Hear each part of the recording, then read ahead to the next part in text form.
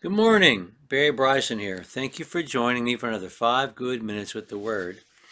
We're continuing our study of the Gospel of Matthew, and we're going to begin with the text of his final sermon in the Gospel of Matthew, the fifth of five, the eschatology sermon, the eschatological sermon, the sermon about the end of times, the end of ages, and that's contained in chapters 24 and 25.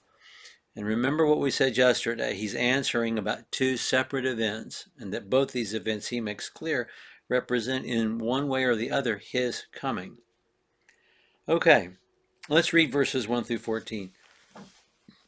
Jesus came out from the temple and was going away when his disciples came up to point out the temple buildings to him. And he said to them, "Do you not see all these things? Truly I say to you, not one stone here shall be left upon another, which will not be torn down." And as he was sitting on the Mount of Olives, the disciples came to him privately, saying, "Tell us, when will these things be? And what will be the sign of your coming and of the end of the age?" And Jesus answered and said to them, "See to it that no one misleads you." Yes, let's remember that verse. "For many will come in my name, saying, I am the Christ, and will mislead many. And you will be hearing of wars and rumors of wars, and see that you're not frightened, for those things must take place, but that's not yet the end. Nation will rise against nation, kingdom against kingdom, and in various places there will be famines and earthquakes. But all these things are the beginning of birth pangs.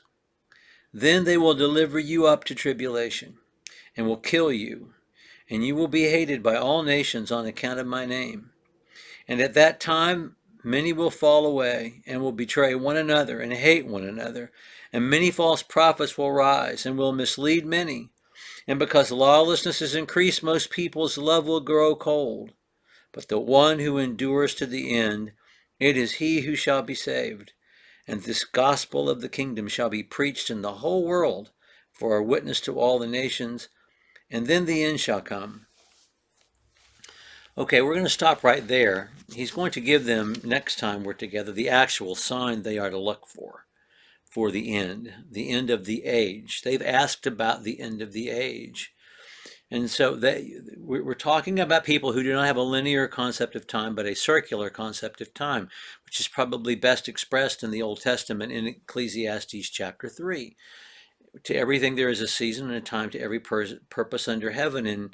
And when Pete Seeger wrote that song, and then the Byrds recorded it and had a hit with it back in the 60s, what was the refrain? They kept saying, "Turn, turn, turn." The wheel of time is turning. And this is about a full revolution being accomplished, about an age coming to an end.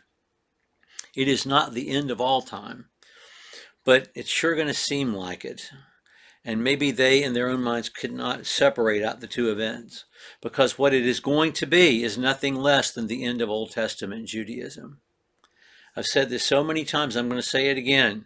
God destroyed Old Testament Judaism with the Roman army in AD 70.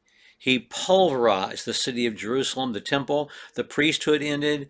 You cannot be an Old Testament Jew the way you and I can be New Testament Christians. You cannot.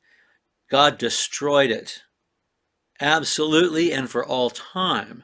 Destroyed Mosaic Judaism. He just did. And we who are Gentiles, and I'm assuming most of my listeners are Gentiles and raised as Christians, or at least in a general Christian milieu, we don't understand what's about to take place. And when you read the book of Hebrews, you understand that at the last hours before Rome was going to destroy Jerusalem, that Christians who had been Jews in their past were clinging to their Mosaic Judaism as they saw it being threatened. And the writer of Hebrews keeps telling them, no, this is going away. What you have is better. The clock is ticking. And Jesus is telling them that the clock is going to be ticking. You're going to hear about wars, rumors of wars, famines, earthquakes. That stuff happens. That's not when the end is. It's only the beginning of things. And they're going to be false messiahs. Don't be misled by anybody. And that's important for us to remember as well. We can't be misled by anybody.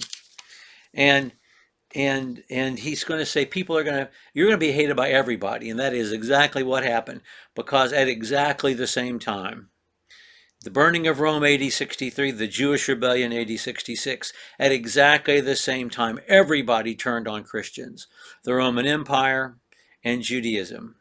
So you had a man like James, the brother of Jesus, who was a Christian, but was also known to be perhaps the most observant Jew in Jerusalem. Josephus writes about this. And therefore, there was a measure of respect for Christians who were such good law keepers.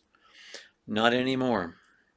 When the Zealots took over in AD 66 and did their terrorist activities, and we'll talk about those more next time, the Jews clearly were going to kill the Christians, and whether they obeyed the laws of Moses or not. And just a few years earlier, in AD 63, the Roman Empire understood that Christians were not Jews and therefore not protected by law, and therefore were enemies of the state and guilty of a capital offense. And so this all happens almost overnight, all over the empire. Everybody's going to hate you, and everybody's going to think they're doing the right thing when they kill you and persecute you. When that happens, you know the end is near. The end of what? The end of time? No, the end of Jerusalem, the end of the temple, the end of Old Testament Judaism. That's what he's talking about. And I think that's going to be made even more clear when we continue the study next time. We'll pick up with verse 15 then. Thank you for joining me for another 5 good minutes with the Word.